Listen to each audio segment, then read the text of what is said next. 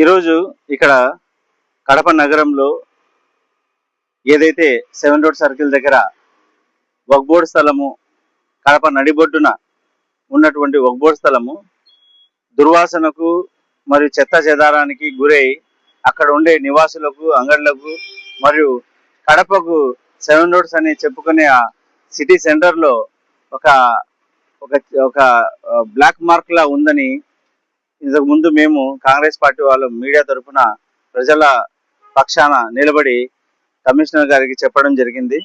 అదే విధంగా ఆ సమస్యను ఈరోజు డిఆర్ఓ గారికి ఒక లిఖితపూర్వక ఒక అర్జీ ఇవ్వడం జరిగింది. ఎందుకంటే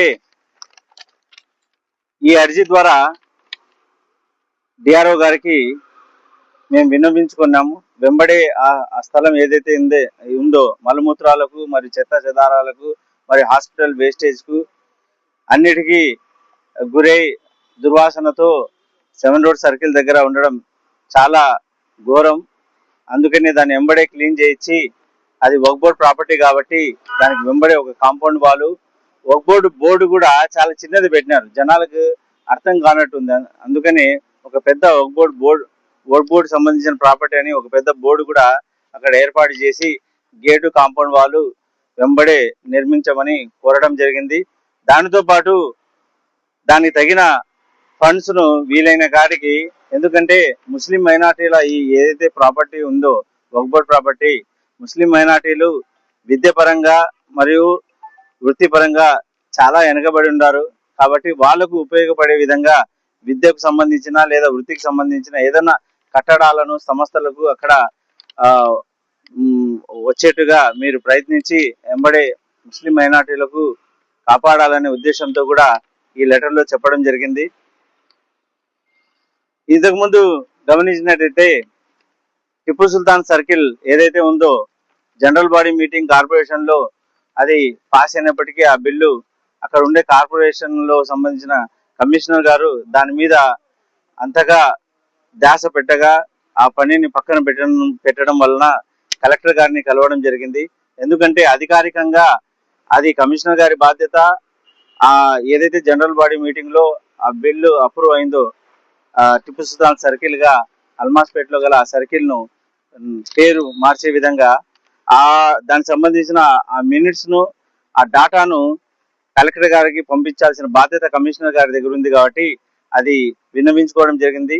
దానికి సానుకూలంగా జేసీ గారు దానికి సంబంధించిన డాటాను మేము తెప్పించుకున్నాం కలెక్టర్ ఆఫీస్ కి. తెప్పించుకున్న తర్వాత దానికి మీద అధికారికంగా ఏం చేయాలో చేస్తామని చెప్పడం జరిగింది. దాని గురించి కూడా ఈరోజు డిఆర్ఓ గారికి ప్రశ్నించడం జరిగింది. అదే విధంగా ఖిలా మస్జిద్ ఏదైతే ఉందో దానికి సంబంధించి కడప పట్టణంలో 3 సర్వే నెంబర్లలో గూడూరు మండలంలో గూడూరు విలేజ్, కడప జిల్లాలో కడప పట్టణంలో ఉండే గూడూరు విలేజ్ లో 3 ఎకరాల 20 సెంట్లు దాదాపు 45 కోట్ల విలువ గల ప్రాపర్టీని వేరే వాళ్ళు కబ్జా చేసుకొని ప్లాట్లు వేసి అమ్మే ప్రయత్నం చేస్తున్నారు.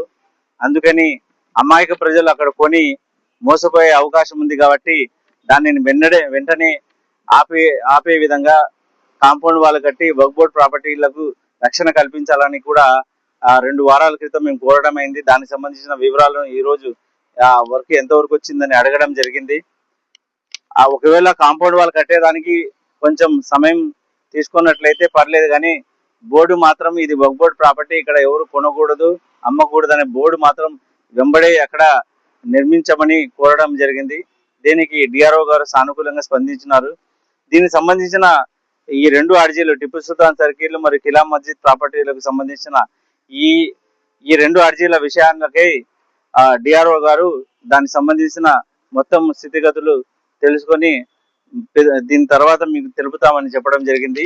కానీ ఈ రోజు 7 రోడ్ సర్కిల్ దగ్గర ఏదైతే అర్జీ ఇచ్చినామో దానికి సంబంధించి దానిని వెంబడే క్లీన్ చేసి ఆ ప్రాపర్టీని సురక్షితంగా పెట్టాలని, మలమూత్రాలకు కానీ చెత్త చెదారాలకు కానీ అక్కడ ఎటువంటి చోటు కలిగించొద్దని ఏదైతే కోరినామో దాని మీద ఈ రోజే ఆయన తగిన చర్యలు తీసుకుంటాము, కార్పొరేషన్ లో గల కమిషనర్ తో మాట్లాడదామని చెప్పడం జరిగింది.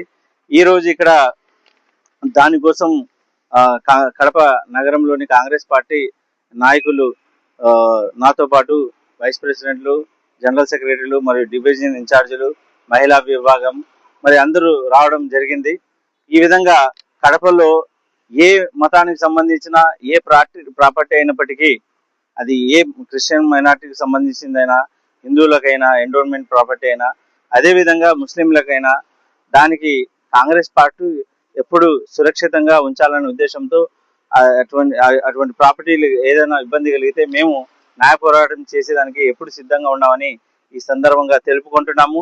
అదేవిధంగా ఏ డిపార్ట్మెంట్ అయినా, అది ఎలక్ట్రిసిటీ డిపార్ట్మెంట్ కానీ, లేకపోతే రెవెన్యూ డిపార్ట్మెంట్ కానీ, కార్పొరేషన్ డిపార్ట్మెంట్ కానీ, ఏదైనా డిపార్ట్మెంట్ వాళ్ళు ప్రజలకు సంబంధించిన సమస్యలపై స్పందించకుంటే ప్రజల గొంతుకగా మేము మారి వాళ్ళ సమస్యను తీర్చే విధంగా కాంగ్రెస్ పార్టీ ఎప్పుడు అందుబాటులో ఉంటుందని ఈ సందర్భంగా తెలుపుకుంటున్నాను.